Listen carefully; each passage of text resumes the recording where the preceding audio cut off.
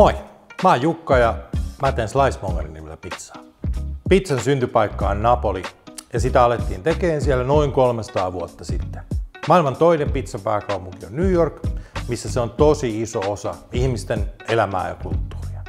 Tällä Toijala Rossossa 80-luvulla pizzaan tutustuneena on aika vaikea ymmärtää sitä intohimoa ja maailmaa, mitä siihen pizzaan liittyy New Yorkissa, mutta mä oon päässyt itse maistamaan sitä aika useassa paikassa siellä ja mä innostuin siitä aivan täysin.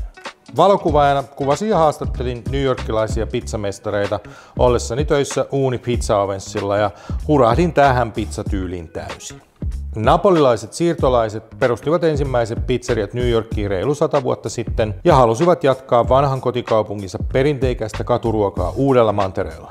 Hyvä taikina, maukas tomaattikastike ja mozzarella-juusto paistettuna yli 350-asteisessa uunissa on nykiläisen pizzan salaisuus. Pizzat New Yorkissa on usein tosi isoja, 18-tuumaista 22-tuumaiseen.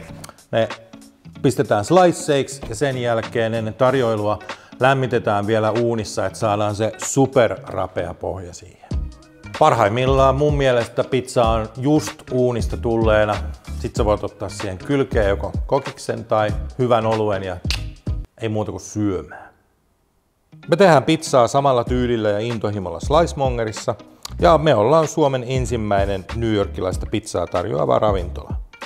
Meidänkin pizzat on isoja ja kahdessa sliceissa on tavaraa yhtä paljon kuin normaalikokoisessa peruspizzassa.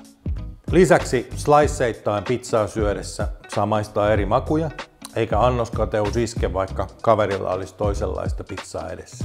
Tervetuloa maistaa Mansen rapeinta lättyä Pirkkalan City Marketin Birk-ravintolamaailmaan. Me ollaan auki joka päivä ja tarjotaan sliceja siinä ja sitten myös kaupan puolella kotiin viemisiksi. Nähdään Pirkkalassa. Slicemonger! He's the man!